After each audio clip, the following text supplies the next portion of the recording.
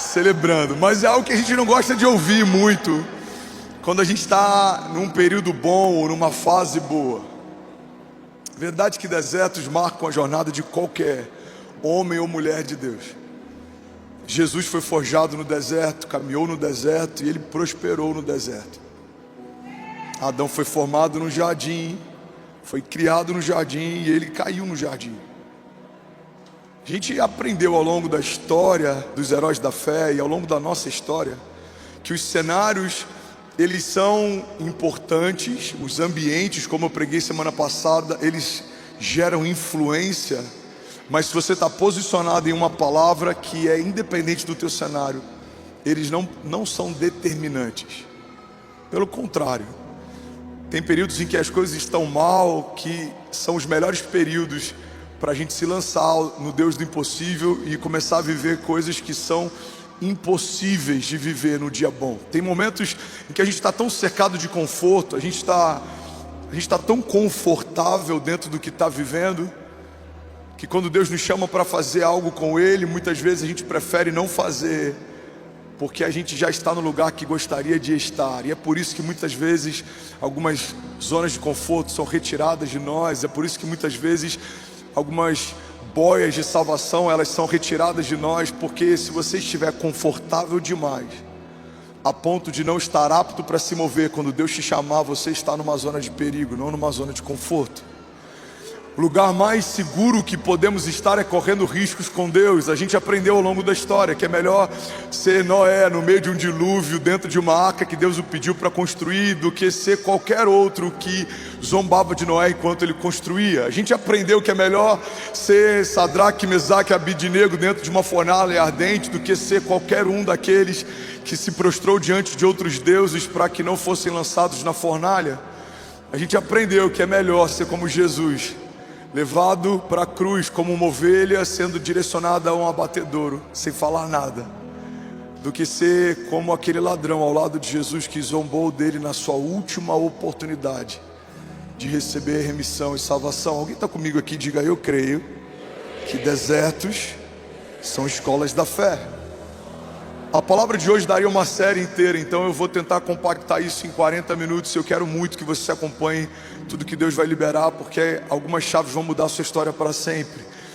E por conta disso vai mudar a história dos seus filhos também. Você vai ser um pai melhor, você vai ser uma mãe melhor, você vai ser um empresário melhor, você vai ser um líder melhor. Alguém está comigo? Diga amém. Deuteronômio 1:31 diz assim: também no deserto vocês viram como o Senhor, o seu Deus, os carregou, como um pai carrega o seu filho, por todo o caminho que percorreram até chegarem a esse lugar. Eu vou ler isso de novo. Eu quero que você feche os olhos e você receba com a voz do seu pai nessa manhã falando com você. Também no deserto vocês viram como eu, o Senhor, o seu Deus, os carregou, como um pai carrega o seu filho, por todo o caminho que percorreram até vocês chegarem a esse lugar. Uma das maiores expressões de cuidado de Deus a gente experimenta nos nossos piores cenários. A gente percebe o cuidado de Deus quando a gente está no dia mal e os nossos inimigos são muitos e os diagnósticos médicos são contrários e as vozes ao nosso redor geram desânimo, mas ainda assim a gente permanece de pé. Isso é cuidado de Deus. Os projetos dos seus inimigos não prosperarem, as armas forjadas contra você não te matarem, aquilo que o inferno tenta todos os dias contra o teu filho ou contra os teus filhos de fato não acontecer, isso é uma expressão de cuidado de Deus.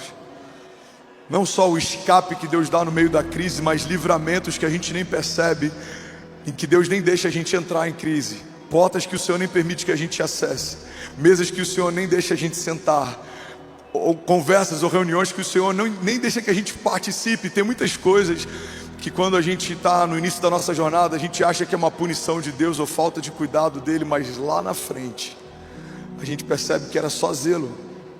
Tem lugares que Deus te arrancou com a própria mão, porque Ele ouviu conversas que você não ouvia, Ele viu coisas que você não via. Tem empresas que o Senhor permitiu que fechassem e você na época achou que era a pior crise da sua vida. Hoje você agradece a Deus porque algo novo foi gerado a partir de algo que você deixou para trás. Sabe, dos significados de renovo no dicionário é rebento. Rebento é um galho novo que floresce de um lugar onde uma árvore foi cortada. Você já deve ter visto algum toco de árvore no meio de alguma calçada e você vê um pedaço de um broto verde nascendo daquele lugar. Isso é o rebento, ou seja, isso é o renovo de Deus. É algo novo sendo gerado no lugar de uma ferida antiga. É algo novo sendo colocado por Deus no lugar de algo que um dia te machucou, mas não te matou. No lugar de algo que um dia te feriu, mas não te parou. Alguém está comigo aqui em nome de Jesus? O rebento de Deus, o renovo de Deus, o cuidado de Deus, o escape de Deus, a segunda chance de Deus, os novos começos de Deus, tudo isso acontece em lugares de crise. Os maiores milagres da sua vida aconteceram nos piores momentos da tua vida. Os maiores milagres da sua casa aconteceram nos piores momentos da tua casa. Como se esquecer do livramento que Deus deu aos nossos filhos quando estavam internados, ou de um livramento que Deus nos deu no meio de um acidente de trânsito, ou de um livramento que Deus nos deu quando a gente teve um diagnóstico médico contrário. Irmão, tem um dos nossos voluntários que serve aqui todas as semanas, ele deve estar em algum lugar aqui. E alguns meses atrás ele teve um ataque cardíaco no meio de um culto. E a gente tem um time com dezenas de médicos voluntários. O nosso WeCare socorreu ele, levou até a nossa ambulância com CTI, usaram um desfibrilador, conseguiram levar ele para um hospital e ele foi socorrido. E hoje ele serve e o coração dele foi renovado. Ele viveu um livramento, ele estava no meio de um culto como você está e o coração dele estava parando, mas Deus socorreu, deu escape, levantou, sustentou. É impossível ele não se lembrar em meio a alguns cultos que ele serve daquele dia em que Deus o socorreu. Porque existe uma característica nos desertos: eles são ruins enquanto a gente passa, mas eles são marcantes depois que a gente vence. É ruim enquanto a gente vivencia eles. É como um chá de boldo preparado pela avó, ou como aquele remédio amargo que você tem que tomar enquanto é criança. Eu tenho 3 filhos e os 3 ainda são pequenos. E eles odeiam ter que tomar remédios amargos, mas é melhor você passar por aquilo que precisa passar do que você fingir que não está acontecendo aquilo que está acontecendo. Desertos, eles não permitem que a gente finja que não está vendo o que está acontecendo, porque os desertos, eles são muito específicos. São áridos, estéreis e eles fazem muito calor. Essa é uma vantagem. Às vezes é melhor um deserto do que uma batalha invisível. A palavra fala sobre o laço do passarinheiro. A Bíblia diz que Ele nos livrará do laço do passarinheiro. E o laço do passarinheiro era uma armadilha usada por caçadores para capturar pássaros, e eles colocavam um fio quase transparente. Então o pássaro ia ali e a patinha dele ficava presa naquele fio, e ele tentava voar mais alto e não conseguia, ele tentava e não conseguia, até que em algum momento ele começava a acreditar que essa nova altura era o limite que ele podia voar. Irmão, a pior coisa que você pode viver como cristão é acreditar que pode voar sem perceber que tiraram de você a capacidade do seu voo. É melhor um inimigo que se apresenta, um deserto que você enxerga, do que batalhas que você nem sabe que está enfrentando, do que inimigos que estão te sugando. Existem mais bajuladores e ladrões de alegria abatendo pessoas do que desertos e gigantes. Os desertos te posicionam, os gigantes te deixam em posição de batalha, mas os bajuladores não, eles te sugam sem você perceber. A zona de conforto mina o teu intuito de viver algo com Deus sem perceber. Você um dia queria mudar a história, queria fazer história com Deus, queria plantar igrejas. No dia seguinte você só está preocupado em qual é o próximo carro que você vai comprar, ou qual é a próxima TV que você vai financiar, ou qual é o próximo sofá que você vai sentar. Porque sem perceber, a zona de conforto pega homens que foram chamados para mudarem a história e transforma em pessoas comuns que só querem ouvir uma palavra no domingo e viver a sua vida comum ao longo da próxima semana. Deus não te chamou para isso. Deus te chamou para fazer história com Ele. Deus te chamou para que o seu nome ecoe na eternidade e a sua família esteja lá também. Deus te chamou para te estabelecer como cabeça e não como cauda, como um homem de governo. A Bíblia diz que os céus pertencem ao Senhor, mas a terra Ele confiou aos homens. Deus não te chamou para ser um crente comum que de vez em quando oferta, de vez em quando serve, de vez em quando vem, porque Deus não está fazendo algo com você de vez em quando. Uma das promessas que Jesus nos fez é: eu estarei com vocês todos os dias, até o final dos tempos. Deus está com você, Deus está em você, Deus te cerca, Ele te guarda, Ele te envolve, Ele te protege, Ele te blinda, Ele preenche você. Então olhe para mim em nome de Jesus. A pior coisa que pode acontecer com você é você se tornar um crente comum. Você não é comum. É você se tornar alguém que vem para receber uma palavra que vai te manter animado. O púlpito não é um lugar que gera só ânimo. O púlpito gera destino eterno, vida eterna, salvação, liberações de Deus, ativações de Deus, unção de Deus. Alguém comigo aqui em nome de Jesus, diga amém. Não, você não vai ser mediano nem morno, porque a Bíblia diz que os mornos serão vomitados. Deus tem tanta ojeriza a ideia de sermos mornos, que Ele chega ao ponto de dizer que prefere que você seja frio. É melhor que seja frio ou quente. Você tem noção que dentro desse contexto a gente pode aceitar a ideia de que é melhor alguém que diz não acreditar do que alguém que diz acreditar, mas vive como se não acreditasse? É melhor você dizer eu não tenho certeza se Deus existe, do que você falar eu creio que Ele existe, mas viver a tua semana como se Ele não existisse. Não pede a bênção dEle para nada, não consagra nada a Ele, não pergunta nada a Ele, não pede conselhos para Ele, não busca opiniões nele, não atrai a presença dEle, não cria um ambiente para Ele, não edifica um altar para Ele. Mas se alguém perguntar, você vai falar não, eu acredito em Deus. Irmão, guarda isso aqui em nome de Jesus. Tem muitos desertos que Deus permite que a gente entre para que a gente desperte,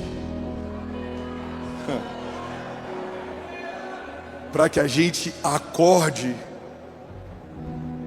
Desertos são um lugar de preparo. Esse é o primeiro tópico da mensagem de hoje. Você está comigo? Diga amém. Se você quiser, anota. Só não entra no WhatsApp, anota em algum aplicativo que não vai roubar a tua atenção. Você está comigo? Diga eu creio que desertos são um lugar de preparo.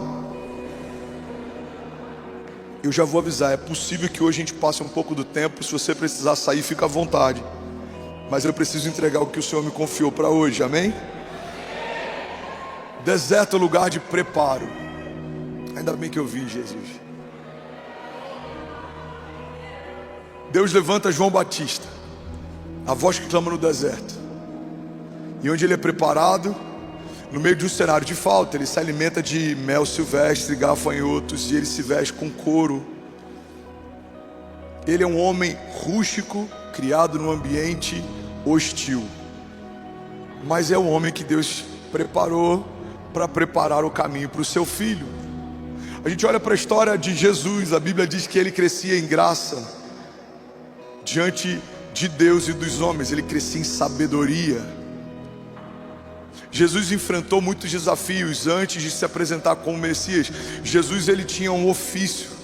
Jesus honrava os seus pais, Jesus cuidava da sua casa, Jesus tinha responsabilidades, ele foi ensinado. Ele não veio dos céus com 30 anos e ele já falava, ele já andava, não, ele foi gerado num ventre, ele foi amamentado, ele teve cólicas como qualquer bebê teve, ele teve que aprender a andar, ele engatinhou, ele caiu, ele tropeçou, ele aprendeu a correr, ele aprendeu a falar, ele aprendeu a ler, ele ia para a sinagoga, como diz a palavra, como de costume, ou seja, ele estudava, se debruçava na palavra, mesmo sendo o verbo encarnado, mesmo sendo a própria palavra, ouvia da boca de homens a respeito de si próprio. Jesus enfrentou processos, Jesus enfrentou desertos.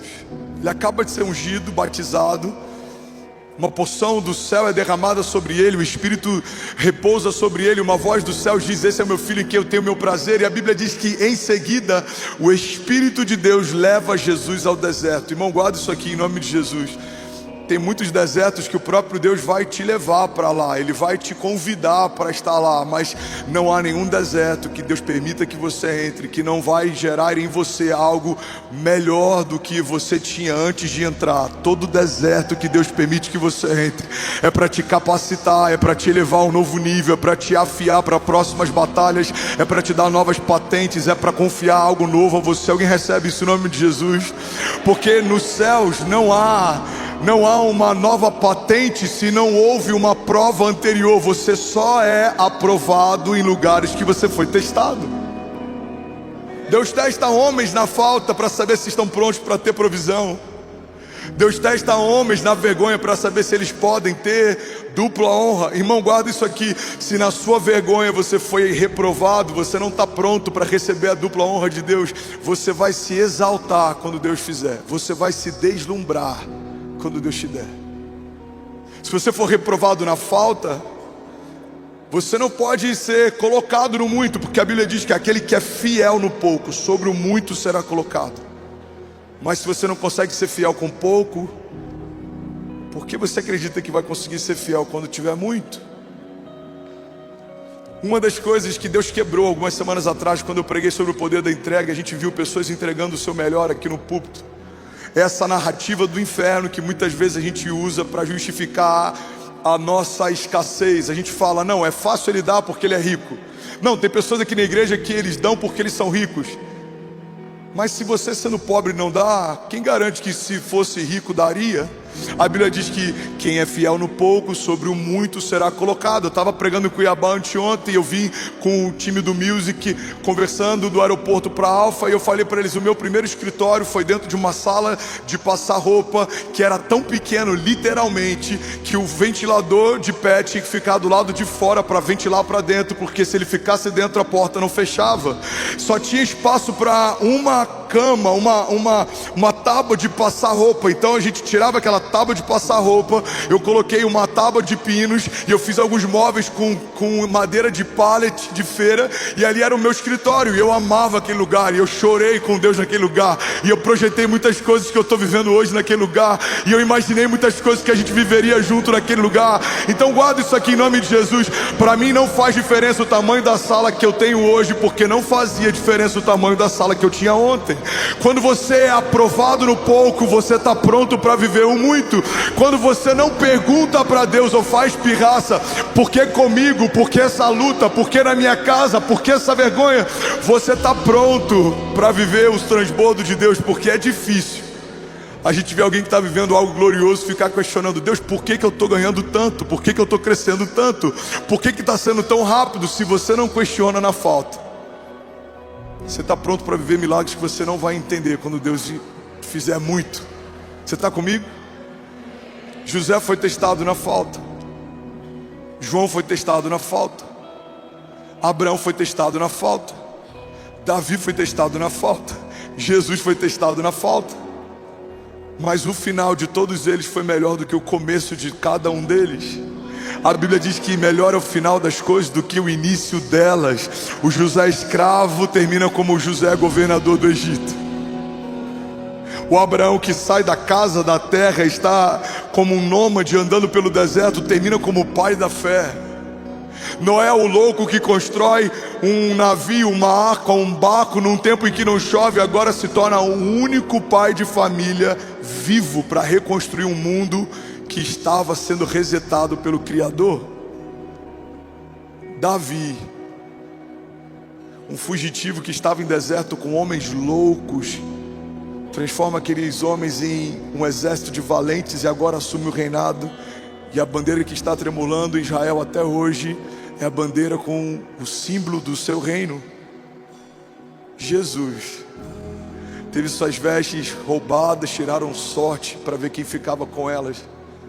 Foi cuspido, carregou a própria cruz, humilhado diante da sua mãe e dos seus amigos. Foi rasgado pelo meu pecado, pelo seu. Ainda pediu para que aqueles que o açoitavam fossem perdoados por Deus, porque não sabiam o que faziam. Ele foi humilhado até o fim, teve sede, pediu água, deram vinagre. E ele dá o último suspiro, mas esse não é o final da história. 3 dias depois, Ele volta dos mortos, Ele ressuscita o Filho de Deus, caminha sobre a face da terra, faz novos milagres, libera uma nova unção sobre a igreja e ascende aos céus. Está sentado à direita do Pai, Ele intercede por nós.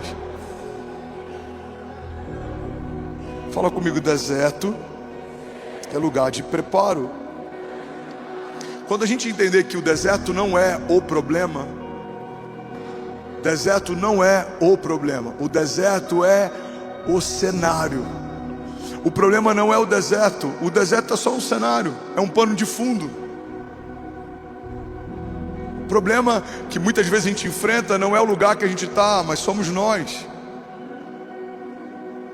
Porque se você entender quem você é, o que você carrega, você prospera em qualquer lugar. Você é a bênção, você carrega a bênção, você carrega uma promessa, você carrega uma filiação, você é filho de Deus, você carrega a vida de Deus, o mesmo poder que ressuscitou Jesus Cristo dos mortos habita em você.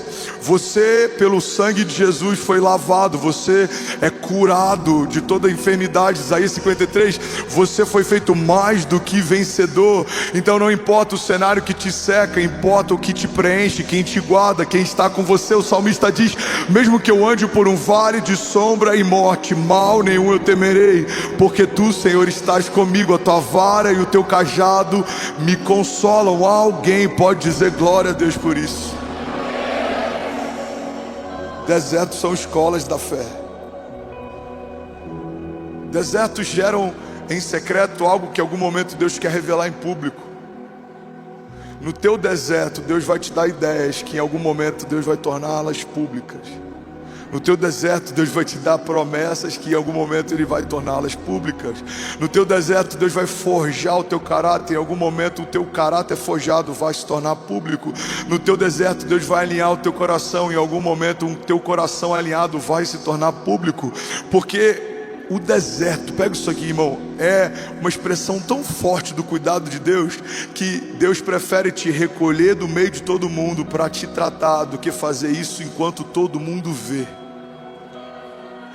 Desertos são como um pai que quer educar o filho e chama para dentro do quarto, ao invés de bater na frente das visitas. Muitas vezes a gente está reclamando o porquê do deserto.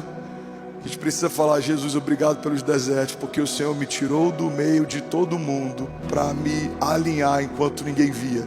E agora que eu fui alinhado, o Senhor me trouxe de novo para o meio de todo mundo, para que a dupla honra do Senhor fosse vista por todos. Deus é um bom pai, Ele não quer gerar traumas em você. Ele te educa em lugares onde ninguém te vê, mas Ele te exalta para que todos vejam. Jesus diz que somos como estrelas brilhando no universo. Diz que a luz não pode ser escondida ou colocada debaixo de uma mesa. Pelo contrário, ela precisa ser colocada no lugar mais alto. Irmão, o mesmo Deus que te alinha em secreto te exalta em público. Que amor é esse, irmão? Que cuidado é esse? Começa a encarar desertos como um cuidado de Deus. Deus, se eu estou aqui, o que o Senhor quer me ensinar? 2017, quando eu fui internado, primeiro sentimento que eu tive, primeira impressão que eu tive: se Deus me permitiu estar aqui, Ele quer me ensinar algo. Eu fiquei como uma esponja, irmão, tentando aprender tudo que eu podia naquele deserto, porque eu sabia, primeira coisa, eu sabia, vai passar. Não é o final da minha história. Então, comecei a ter um senso de urgência. Se aqui é momentâneo e Deus quer me ensinar algo, o que eu não posso perder nessa experiência com Deus no deserto? Porque existe uma segunda chave poderosa sobre os preparos de Deus no meio do deserto. Se você não aprendeu o que deveria ter aprendido no último deserto, é muito provável que em algum momento você vai ter que retornar lá para aprender de novo. É como alguém matriculado numa escola que repetiu de ano. Às vezes até rola uma recuperação, mas tem vezes que não. Você vai ter que passar de novo pelo mesmo ano letivo, porque você deveria ter aprendido o que não aprendeu. Você vai ter que voltar para aquele lugar onde você já esteve. Irmão, guarda isso aqui em nome de Jesus. Um dos maiores conselhos que eu posso te dar como pastor é que, se você está no deserto, esteja atento ao que Deus quer te ensinar, para que você não tenha que voltar para esse lugar e aprender de novo. Você está comigo? Diga amém. Fala comigo. Desertos são um lugar de preparo. Deus está me forjando para algo novo. Deus está me preparando para um novo transbordo. Vamos declarar com autoridade, diga: desertos são escolas da fé. Ele está me ensinando em secreto e Ele vai me exaltar em público. Ele está me alinhando em secreto, mas Ele vai me fazer transbordar em público. Porque o Senhor prepara uma mesa para mim na presença dos meus inimigos, e Ele me honra ungindo a minha cabeça com óleo, e o meu cálice faz transbordar. O mesmo salmo que começa com vales de sombra e morte termina com uma mesa preparada pelo Senhor na presença dos inimigos. Irmão, guarda isso aqui em nome de Jesus. Melhor é o final das coisas do que o início delas. Alguém crê nisso? Diga amém. Segundo fundamento sobre deserto, fala comigo: deserto é lugar de reconstrução. Deserto é lugar de reconstrução, irmão. Pastor, mas só tem ruína. As ruínas do passado, as ruínas da minha empresa, ou as ruínas do meu casamento, ou as ruínas do meu ministério. Eu só vejo tudo em ruínas. A gente precisa desenvolver habilidade no deserto de reconstruir a partir dos cacos do nosso passado. Você vai ver que aquilo que quando tudo estava sobrando era desperdício, quando tudo falta se torna matéria-prima para o próximo novo de Deus. Você nunca vai ver no deserto alguém lavando calçada com água potável, mas você consegue ver em cidades onde não falta água.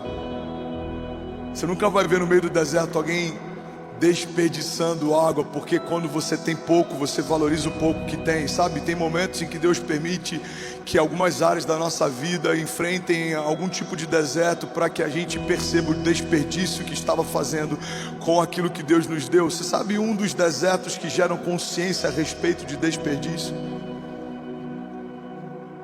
Quando a gente está tendo uma experiência de quase morte, a gente passa a ter muita humildade em relação ao tempo que tem. Uma das coisas que explodiu minha mente alguns anos atrás, alguém me perguntou: quantos anos você tem? Eu falei: tenho 30. Ele falou: não, você teve 30. Porque ninguém sabe quantos anos tem. Você sabe quantos anos teve. Eu não sei se eu tenho 30, eu não sei se eu tenho 50, eu não sei se eu tenho 70. Eu sei que eu tive 36. E esse entendimento de que o tempo que Deus me deu é um presente de Deus me dá uma urgência tão absurda. Eu não posso gastar tempo com coisas que não têm valor. Eu preciso gastar tempo com coisas que apontam para a eternidade. Eu preciso me envolver com o meu chamado. Eu preciso gastar tempo com a minha família. Eu preciso gastar tempo com Deus. Eu preciso gastar tempo com o secreto. Por quê? Porque quando você está perto de um deserto nessa área, você vê que não dá para desperdiçar água como você desperdiçava quando não estava no deserto.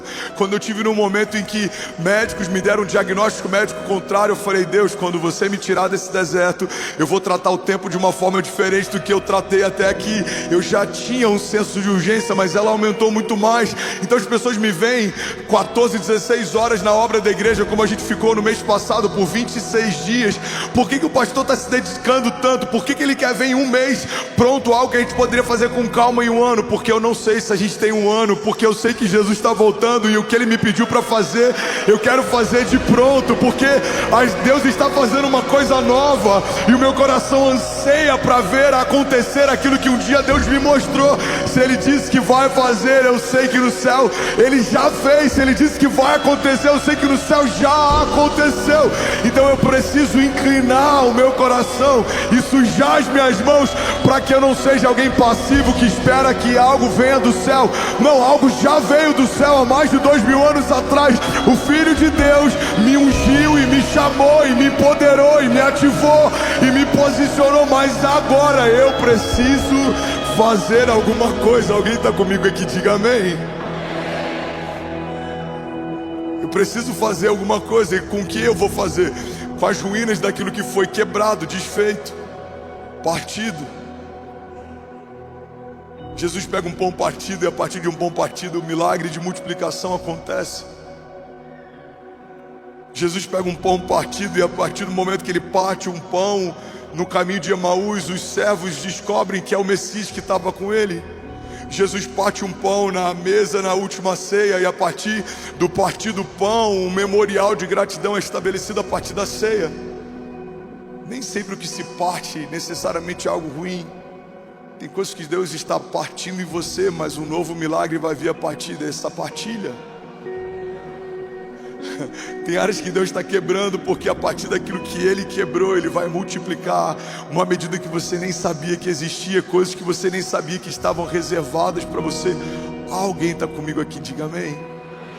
23.500 famílias online, você pode dizer glória a Deus por isso. Somos mais de 50 mil pessoas online, sem dúvida alguma. Aleluia.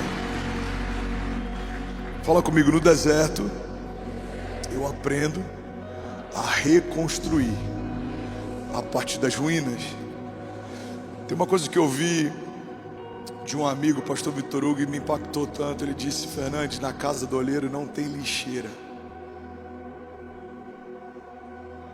Na casa do oleiro não tem lixeira.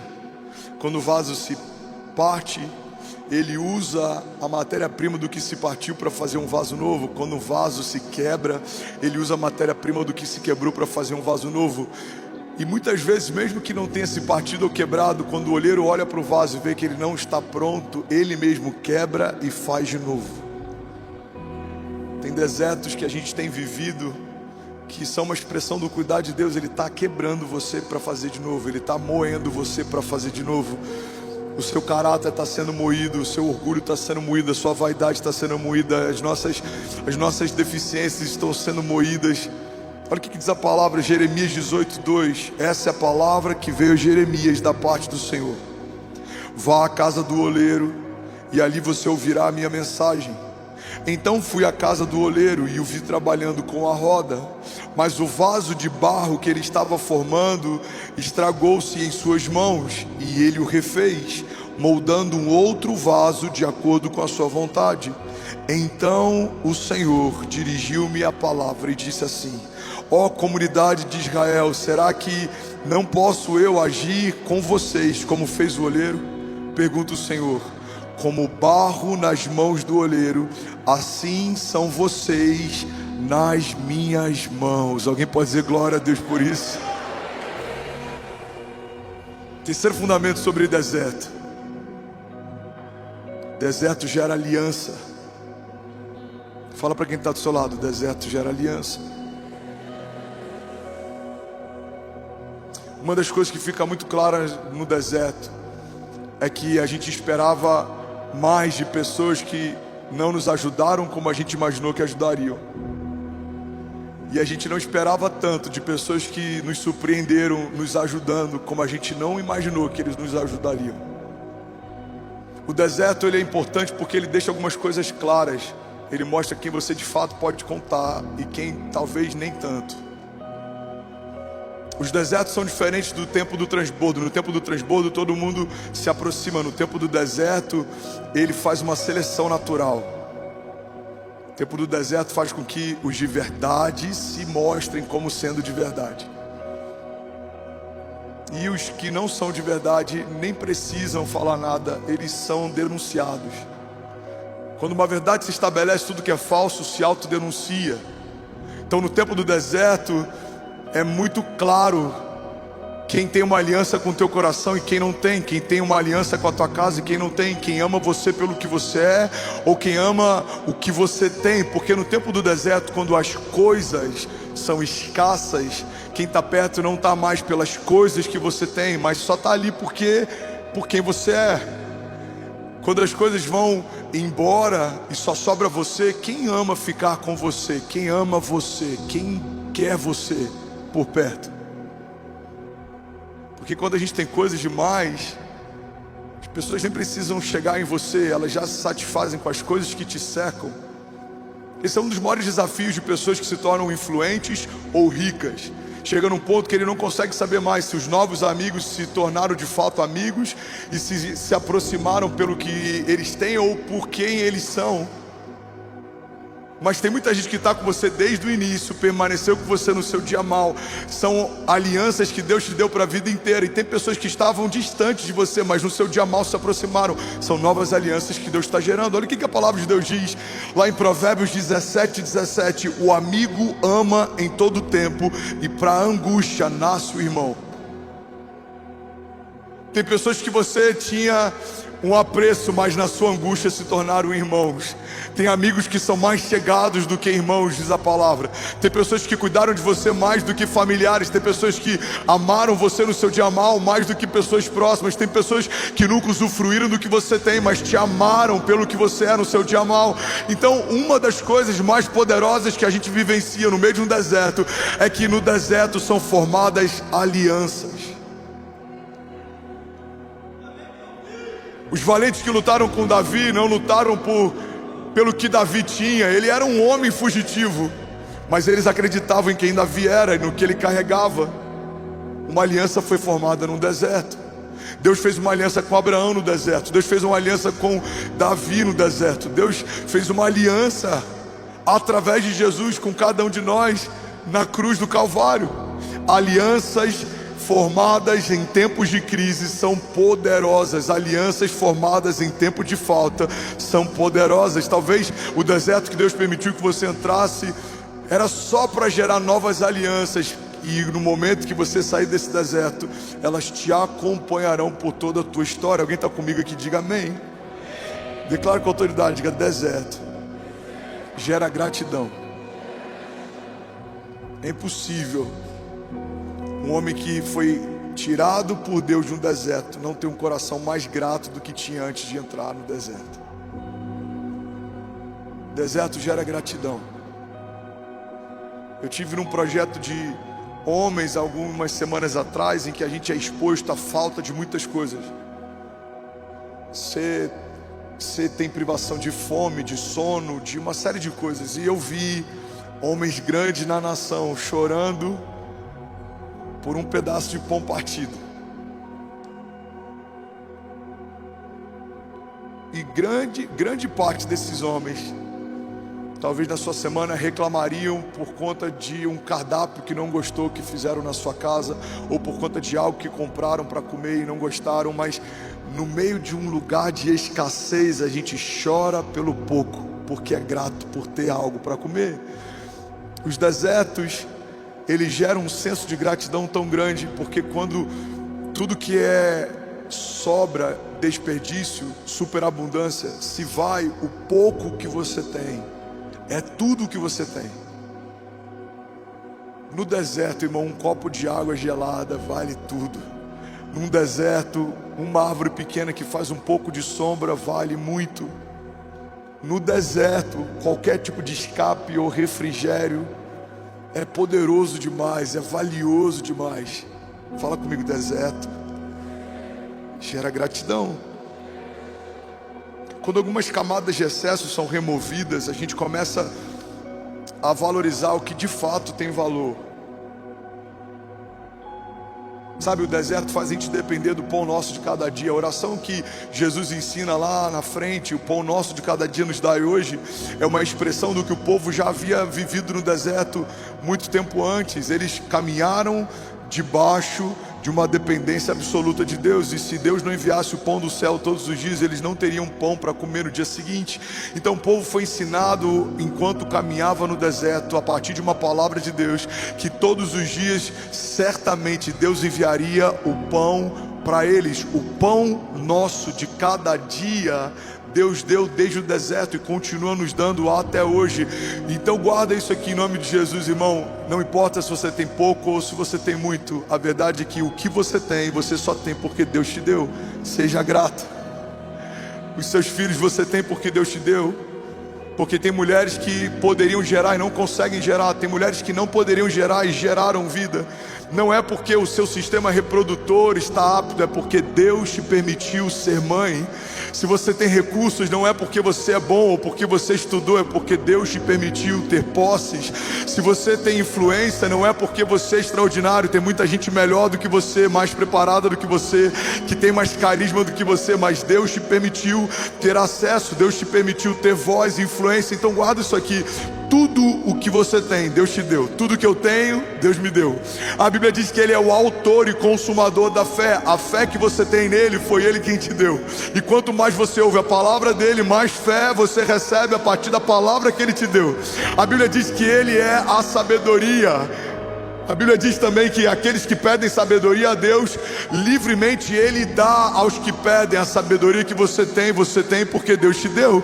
A Bíblia diz que nós amamos porque Ele nos amou primeiro. O amor que você tem pelos seus filhos, você só tem porque foi amado por Deus primeiro. Você não saberia o que é amor se você antes não tivesse sido amado. Você não poderia dar amor se o amor antes não tivesse se dado por você.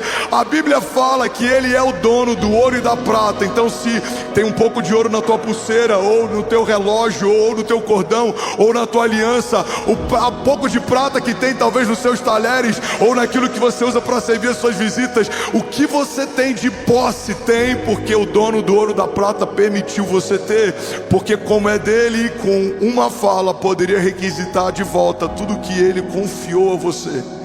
Ele é o Jeová Jireh, Ele é o Deus da provisão. Ele é o que dá a semente ao que semeia. Se os seus celeiros estão cheios, foi Deus quem encheu. Se os seus celeiros estão transbordando, foi Deus quem transbordou. Ele é aquele que prepara uma mesa na presença dos inimigos, e Ele faz o cálice transbordar. Até o que transborda de você, foi Deus quem transbordou, porque o cálice que você tem, foi Ele quem te deu. Ele te deu o recurso, Ele te deu a visão, Ele te deu o acesso, e Ele transbordou também. Ele te deu uma ideia, Ele te deu ousadia, e Ele abriu as portas para você entrar também. Ele te deu acesso, Ele preparou uma mesa, Ele chamou o teu nome, e quando o seu nome foi chamado por alguém, Ele te empoderou também. Foi Ele quem te gerou, foi Ele quem prometeu coisas sobre você, e é Ele quem cumpre a promessa que fez também. É Ele quem promete tudo que você carrega como promessa, mas Ele é o garantidor da promessa também. A Bíblia diz que por não ter ninguém superior a si para quem jurar, Ele jurou por si mesmo. Ou seja, Ele te fez, Ele prometeu algo para você, e Ele garantiu a promessa que te fez. Números diz que Ele não é homem para que minta, Ele não é filho do homem para que se arrependa. Acaso Deus prometeria algo que não tem o intuito de cumprir? Irmão, Ele é quem te deu emoções, e é por isso que quando você se emociona, você chora. Mas a Bíblia também diz que Ele toma nota de cada uma das nossas lágrimas e recolhe cada uma delas no seu odre. Ele te deu a emoção, Ele permite você chorar, mas Ele recolhe cada lágrima que você chora. Foi Ele quem te deu uma casa, mas é Ele quem mantém ela de pé. Se os fundamentos da sua casa forem edificados sobre uma rocha, não importa a velocidade dos ventos, não importa o tamanho dos gigantes, a sua casa vai permanecer de pé. Ele é o princípio e o fim de todas as coisas. Antes de você começar, Ele já era. Depois que a sua história terminar, Ele continua sendo. Ele é antes da criação e Ele permanece depois dela. Ele é o Pai da eternidade. Até o tempo que te move, foi Ele quem gerou, é uma ideia dEle. Sabe o tempo que a gente corre atrás, que a gente se preocupa, que foi limitado, que depois do pecado foi estabelecido em 120 anos, disso não vai passar? Então, Deus criou o tempo, estabeleceu limite sobre o tempo. Deus criou o mar, estabeleceu limite sobre as águas. Deus criou a terra, estabeleceu limite sobre as terras. Ele fez o fundamento e o firmamento, estabeleceu os limites sobre os céus. Ele fez o sol, a lua e as estrelas, estabeleceu os limites entre o dia e a noite. Ele estabeleceu todos os anjos e até os que foram derrubados e lançados por terra e se tornaram aqueles que batalham contra nós. Foi Ele quem estabeleceu desde o princípio a separação entre luz e trevas. Foi Ele quem gerou você, criou você, guardou você. Foi Ele quem prometeu coisas para você, e Ele quem vai cumprir. Ele é o que é. Ele é o El Shaddai, Deus Todo-Poderoso. Ele é Emanuel, Deus conosco, Deus de perto. Ele é Jeová Jireh, o Deus que provê. Ele é Jeová Rafa, o Deus que cura. Alguém comigo aqui diga amém. Deserto gera gratidão.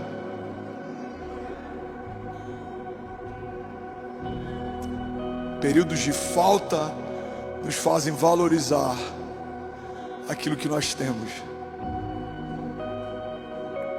Períodos de crise nos fazem valorizar aquilo que nós temos. Porque tem uma boa notícia: desertos são passageiros. Enquanto estamos enfrentando eles, parece que uma hora leva dias. Parece que um dia passando por essa crise leva meses.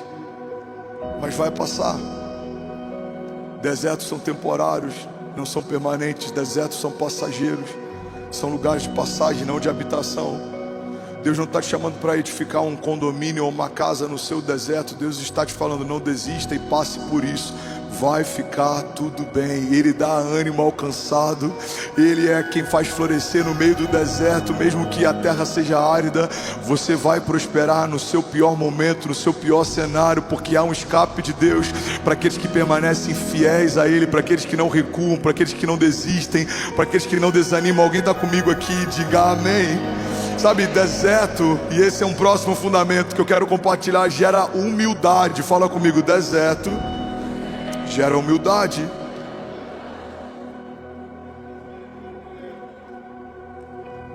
Fica pesado demais carregar nosso ego no meio de um deserto. Você pode até tentar no início da jornada, mas no meio dela fica insuportável. Você começa a deixar bagagens no meio do caminho. Isso aqui está pesado demais, isso aqui está pesado demais, isso aqui está pesado demais. Porque no deserto você tem que caminhar sozinho. No seu tempo bom você pode dirigir um carro, ou você pode estar montado sobre algo. No deserto não, no deserto é você e Deus caminhando no lugar quente, numa terra seca. Uma das coisas que o deserto gera em nós é humildade. Não dá mais para a gente se vangloriar, porque a gente percebe que o que realmente tem valor fica evidente no deserto. Eu lembro que quando a gente se mudou para Orlando alguns anos atrás, 2018, 2019, a gente foi morar num apartamento e para a gente era tudo novo, tudo era maravilhoso. Você falava: meu Deus, olha que estrutura, olha que organização, olha como as estradas são limpas, olha como as ruas são limpas, olha como tudo é organizado. Eu lembro a primeira vez que tocou um alarme de incêndio, a gente ficou desesperado, porque a gente não sabia se era um teste ou se era real. E começa a tocar um alarme de incêndio no prédio inteiro. A gente falou: olha, deve ser incêndio, porque aqui é tão organizado, pega tudo e vamos descer. A Kezinha ficou preocupada, os meus pais estavam lá em casa. E aí eu, como líder nato, eu parei todo mundo e falei: vamos fazer o seguinte, desce todo mundo com as crianças, eu fico para pegar os documentos e eu tô descendo.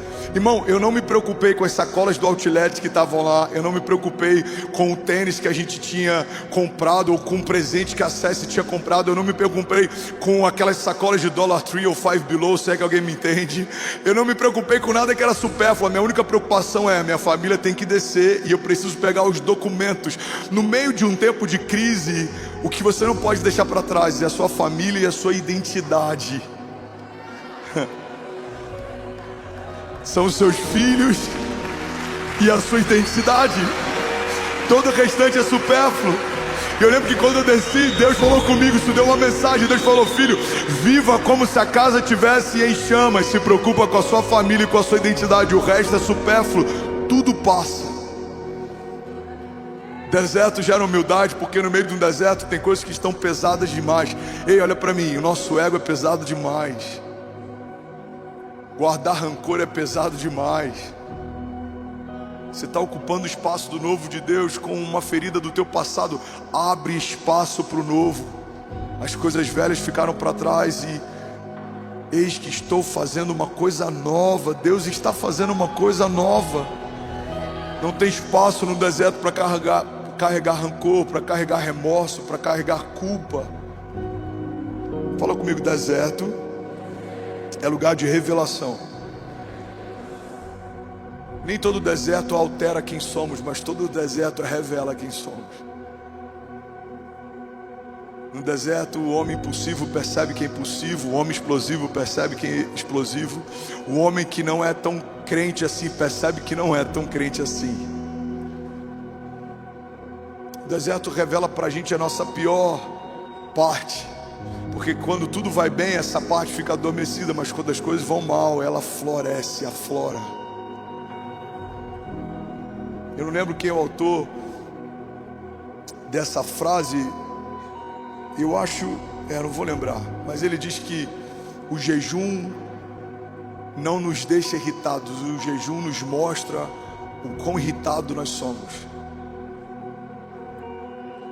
Qual que é uma das funções do jejum? A ausência, a falta faz com que seja evidenciado quem de fato nós somos. Então o jejum faz com que a nossa carne fique irritada, porque ela está sendo levada ao extremo. O deserto faz exatamente a mesma coisa, mas eu tenho uma boa notícia. Assim como os desertos revelam o nosso pior, no deserto Deus revela o seu melhor também. O deserto é o lugar de revelação de Deus. Deuteronômio 8 diz assim: lembrem-se de como o Senhor, o seu Deus, os conduziu por todo o caminho no deserto durante esses 40 anos, para humilhá-los e pô-los à prova, a fim de conhecer as suas intenções e saber se iriam obedecer aos seus mandamentos ou não. Deuteronômio está dizendo que o próprio Deus permitiu que o povo fosse colocado à prova no meio do deserto, para que o coração deles fosse revelado para Deus. Vamos ler de novo, debaixo desse entendimento? Lembrem-se de como o Senhor, o seu Deus, conduziu o povo por todo o caminho no deserto durante esses 40 anos, para humilhá-los e pô-los à prova, a fim de, ou seja, com o propósito de, com a intenção de conhecer as suas intenções e saber se iriam obedecer aos seus mandamentos ou não. Provérbios 25:2 diz: a glória de Deus está em ocultar certas coisas, mas tentar descobri-las é a glória dos reis. No deserto a gente está muito sensível, e é o melhor cenário para a gente buscar revelações de Deus. Eu lembro que quando eu fui internado, irmão, olha para mim, eu sou apaixonado por cinema, eu sou apaixonado por filme. É uma cultura que eu peguei com meu pai, e é uma cultura que eu estou imprimindo nos meus filhos. O programa que eu mais amava de fazer com meu pai era deitar no peito dele, a gente deixar o ar-condicionado bem gelado e a gente assistia junto o filme.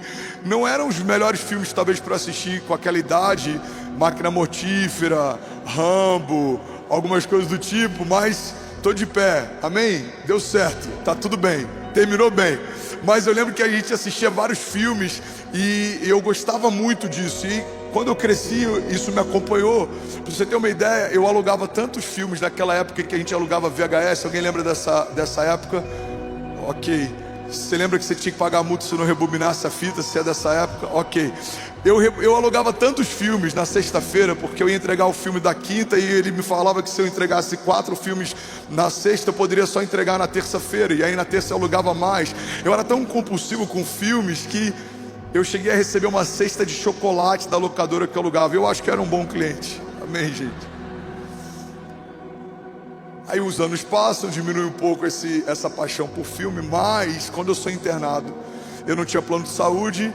Algumas pessoas se mobilizaram, conseguiram uma internação para mim, e eu fiquei no CTI, foram 35 dias de internação, e alguns dias depois me tiraram do CTI e me levaram para o quarto. E quando eu cheguei no quarto, tinha uma TV. Eu lembro que eu quase chorei, porque eu estava sozinho no quarto e tinha um banheiro. Irmão, guarda isso aqui. No apartamento que a gente morava, tinha 2 banheiros. E devia ter umas 3 TVs, mas quando você está no hospital e sai de uma ala em que você está com um monte de gente para ficar numa sala, num quarto em que você tem o seu banheiro e a sua TV, você se sente num resort all inclusive.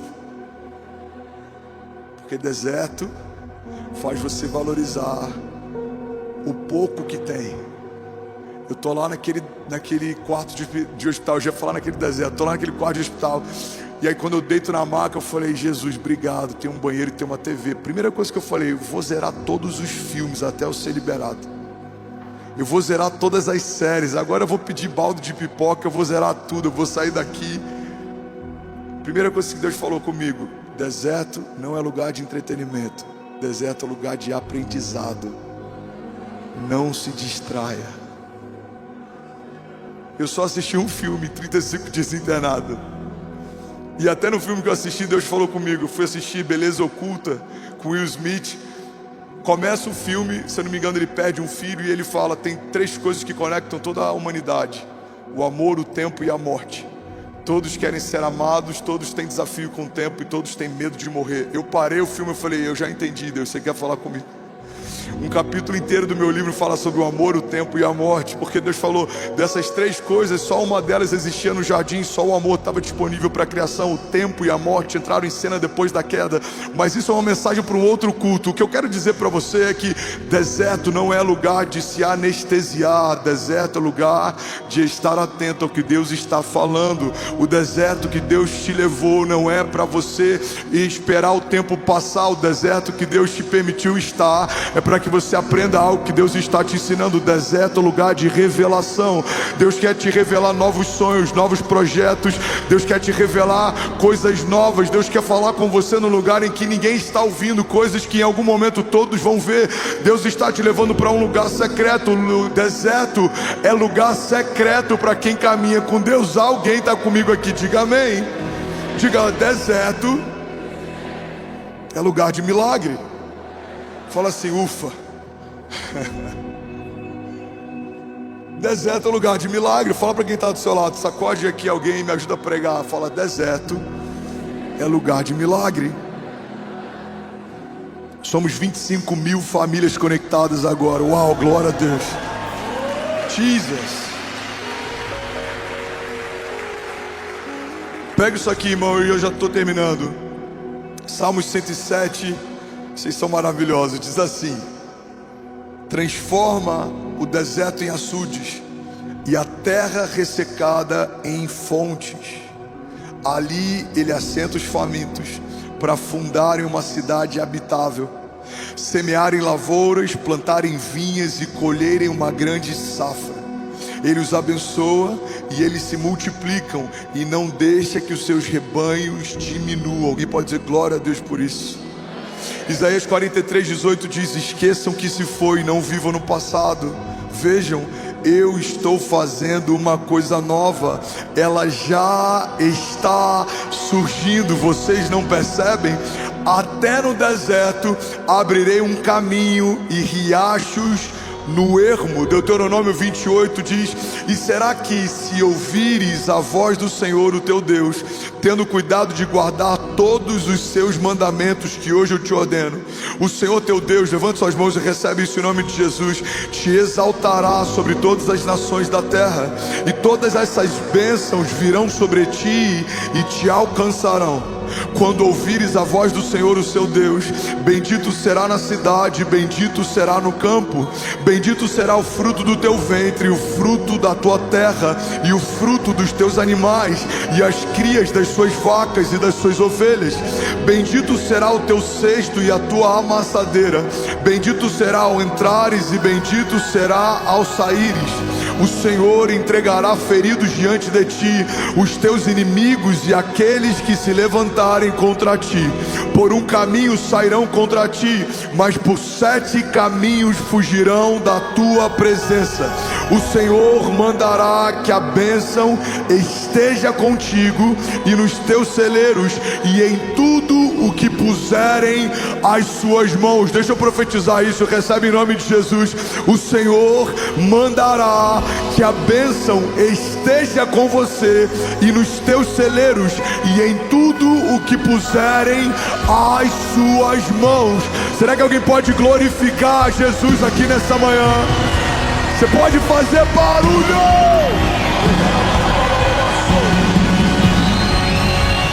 Declara comigo, diga: deserto é lugar de milagre. Vamos, levante suas mãos, declare com autoridade, diga: deserto é lugar de milagre. Queria te convidar a fechar os teus olhos, curvar a tua cabeça. Sabe, o último fundamento que eu quero compartilhar sobre desertos é que deserto é lugar de provisão de Deus.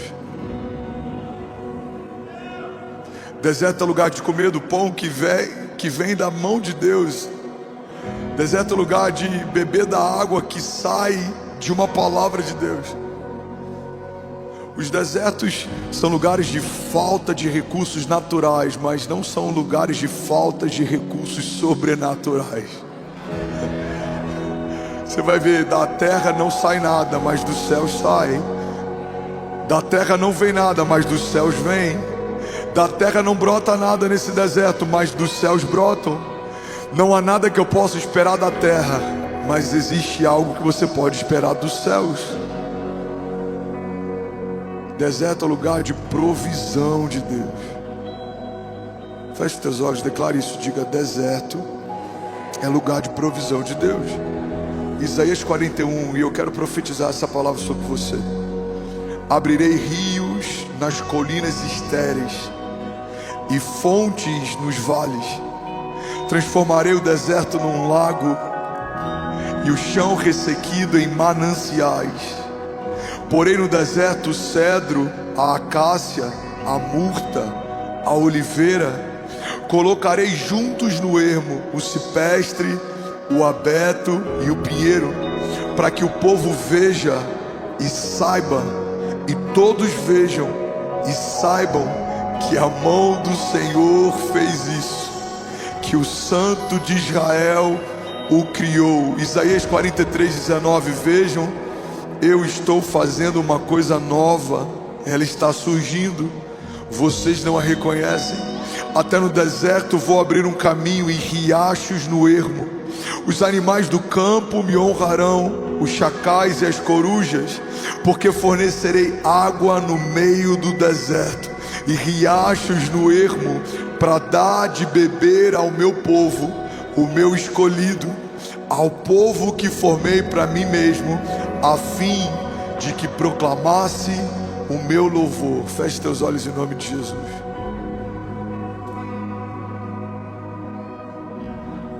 Aleluia. Jesus, nós sentimos a tua presença. Jesus, nós amamos a tua presença. Nós declaramos a liberdade para o teu fluir, Espírito Santo, a liberdade para o teu mover nesse lugar. Como rios de águas vivas no meio de terra seca. Como rios de águas vivas no meio de uma terra seca, assim é o teu mover sobre nós. Se a gente fica um pouco distante, o nosso coração começa a ficar ressequido. Jesus, os nossos frutos começam a envelhecer, aquilo que a gente tem perde o brilho, perde a cor. Mas quando o Senhor chega, tudo muda, tudo passa a ter vida, as coisas começam a florescer. A paz que excede todo entendimento começa a se estabelecer. No lugar do choro existe alegria, no lugar do luto existe recomeço, no lugar de pensamentos de morte existem pensamentos de vida, esperança, sonhos, futuro. No lugar do nosso passado, o Senhor estabelece um futuro glorioso. Pai, nós declaramos em nome de Jesus que o nosso coração está completamente rendido ao Senhor, o nosso coração está inclinado ao Senhor. Seja feita a sua vontade na nossa vida como é feita nos céus. Que o Senhor derrame sobre nós bênçãos sem medidas, que a riqueza que o Senhor nos dará não acrescente culpa ou dores, que aquilo que o Senhor vai derramar sobre nós não traga juízo ao nosso coração. Pelo contrário, Pai, nós cremos que todo o deserto que nós vivenciamos foi para preparar o nosso coração para o transbordo que o Senhor vai derramar.